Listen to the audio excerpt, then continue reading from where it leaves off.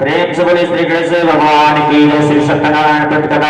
एक समय की बात है कि निमिषाण 83,88,000 ऋषिगण का जो परस्पर विचार करे का मनुष्य की बुद्धि ठीक नहीं है, मनुष्य की बुद्धि कैसे ठीक हो। कहते हैं किस प्रकार से सत्यनारायण भगवान की कथा का श्रवण करना चाहिए। केले का फल युद्ध से भगवान का पूजन अर्चन करना चाहिए। ब्राह्मण देवता से कथा सुनने के बाद उन्हें दक्षिणा देनी चाहिए। कहते हैं कि पंचामृत से स्नान कराना चाहिए। ठाकुर जी महाराज जी का ध्यान पूजन अर्चन करना चाहिए। तुलसी पत्र अर्पण करना चाहिए। ऐसे ठाकुर जी महाराज जी के पूजन करने मात्र से ही समस्त जीवन के दुख से निवृत्ति हो जाती है। सुख संपत्ति कीर्ति आदि जैसे आदि मिलता है। कहते हैं बंधु बांधव को बुलाना चाहिए।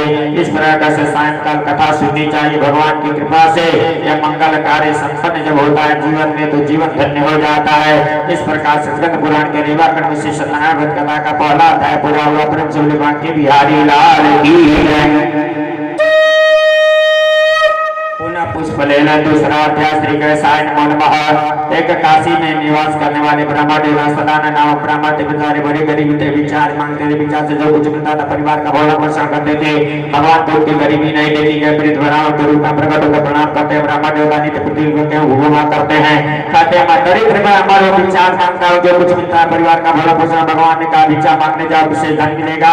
केले का फल दूध मिष्ठान आदि लाकर भगवान की पूजा करना, तुमको भी भगवान धन देंगे। वह ब्राह्मण देवता यह नहीं जान पाए कि यही देवता भगवान स्वयं है विष्णु। और इसी प्रकार से उन्होंने प्रबंधन किया, कथा सुनी। उसी समय कथा जी समझ सुनते लकड़ा या बेचारा लकड़ी बेच कर अपने जीवन को व्यतीत करता था। उसने पूछा आप लोग क्या करें। सत्यनारायण भगवान की कथा कहते हैं, इसे क्या मिलता है। तेरे मन में जो इच्छा हो भगवान पूर्ण करेंगे। कहा कि अगर मुझे भी बेचने पर धन मिलेगा तो मैं भी केले का फल दूध मिष्ठान आदि की कथा सुनूंगा। लकड़ी बेचने का दुगुना धन प्राप्त हुआ और केले का फल दूध मिष्ठान आदि लाकर भगवान की कथा सुनी।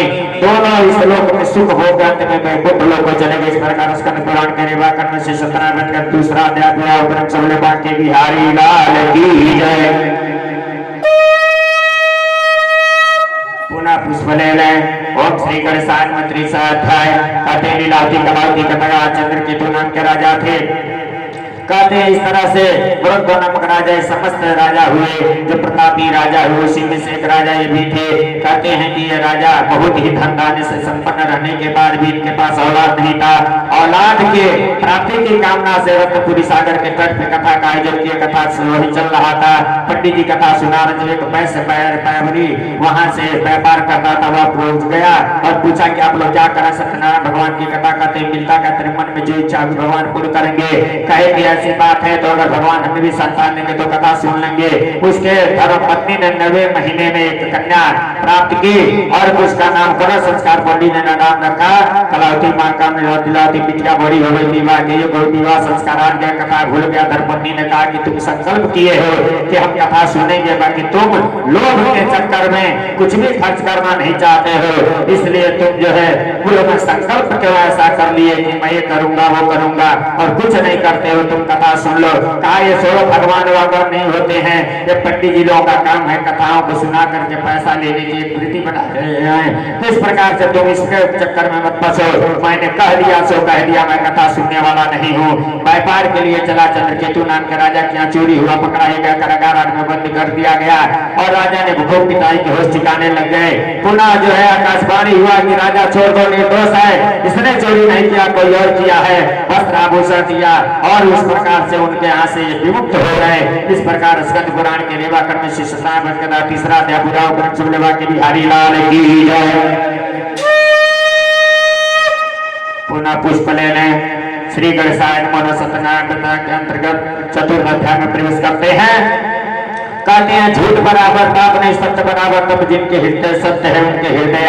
यहाँ देखिए कथा में एक सबसे विशेषता यही है कि आप हम सभी सत्यवादी हैं। इस कलिकाल में आप भी रहते हो, असुरन बताते हो, घर के पास हैं। सबसे बड़े ईमानदार आप भी हो, सबसे ईमानदार हम भी हैं। आप भी न झूठ बोलते हो, न हम भी झूठ बोलते हैं। न तुम सही न मैं सही, न यह कही न वो कही, सब लोग एक बराबर ही हो गए हैं। इसलिए इस कलिकाल का एक प्रभाव है कि झूठ में ही हम जीते हैं। झूठ का परित्याग करो, सत्य को धारण करो। जीवन में भगवान आनंदित जीवन कर देंगे। कहा कि भगवान ने पूछा कि बताओ तेरे नैया में क्या हालता बता। भगवान ने कहा तेरी वचन सत्य हो जाए। कहा कि ठीक है मेरी वचन सत्य हो गया। दामाद जी साथ ससुर जी को समझाए कि आप वहां जाइए उनकी शरण में गए। भक्त वत्सल भगवान ने पुनः कृपा कर दी।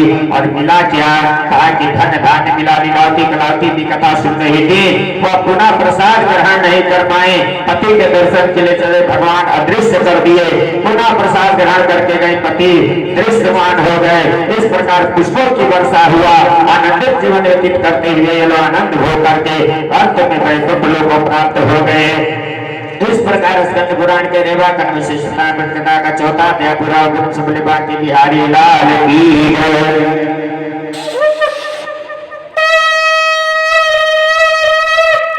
पुनः पुष्प ले लें और आइए पांचवें अध्याय में प्रवेश करते हैं। महाप्रकाशन नामक ब्राह्मण सत्यनारायण के प्रभाव से दूसरे जन्म में सुदामा नामक ब्राह्मण हुए। मरद राजा रंगनाथ जी हुए। श्री राम जी की सेवा मरद राजा हुआ। ये अपने पुत्र के शरीर को ही चीरकर भगवान विष्णु को अर्पण कर दिया। इस तरह से प्रतापी राजा हुए जिन्होंने बहुत धर्म यज्ञ किया। बाकी हम आप जितना करते हैं चिंतन कर लें, अपने कमाई का 10% भी हम दान नहीं करते और इतने बड़े ईमानदार बनते हैं कि हमसे बड़ा तो राजा हरिश्चंद्र भी नहीं होगा। कहते क्यों भाई, कहते झूठ में ही जीने की आदत पड़ गई है पूरी सुबह से शाम तक। अरे कुछ तो सत्य बोलो, सत्य बराबर तप नहीं, झूठ बराबर पाप, और जिनके हृदय सत्य है उनके हृदय। कहते हैं भगवान रहते कहाँ हैं, निर्मल मन निज अहिरकर दासा। निर्मल मन में भगवान रहते हैं, तो ये निर्मल मन बनेगा कैसे, जब भगवान की भजन होगी। झूठ बोलने से कुछ मिलने वाला नहीं है। भगवान के दरबार में जो भक्त आते हैं, श्रद्धा अर्पण करते हैं, फल फूल मेवा मिष्ठान चढ़ाते हैं, भगवान उन्हें भी अपार संपत्ति देते हैं। कहते हैं कि 4 जगह खाली हाथ जाने वाला जैसा जाता है, उसके जीवन में वैसे ही उसकी प्राप्त होती है कामनाएं। कहाँ कहाँ, कहते हैं कि किसी के पूजन स्थान पे जाइए, नहीं कुछ तो फूल ही लेके जाइए, फल मिष्ठान की व्यवस्था नहीं है तो बेटी के यहाँ जाइए कुछ लेके जाइए, बहन के यहाँ जाइए कुछ लेके जाइए, ससुराल में जाइए कुछ लेके जाइए, अगर नहीं जाते हैं। और एक और विशेष बात बता दें कि गुरु परंपरा में भी जाइए तो गुरु के यहाँ भी कुछ लेके जाइए। खाली हाथ जाओगे खाली हाथ आओगे और कुछ मिलने वाला भी तुझको नहीं है, क्योंकि भगवान मेरे कहते हैं कि तेरी जैसे विचार होगा वैसे ही फल भी तुझे प्राप्त होने वाला है। पंडित जी क्या करेंगे, पंडित जी को तो सुबह से शाम तक इस घर से उस घर तक कथा ही सुनानी है। अरे आप लोगों को जो मैंने कथा सुनाया इसमें सबसे अहम भूमिका है कि भगवान को किसी भी प्रकार से याद किया जाए। याद करने से भगवान प्रसन्न होते हैं। हरे राम राम राम हरे हरे, हरे कृष्ण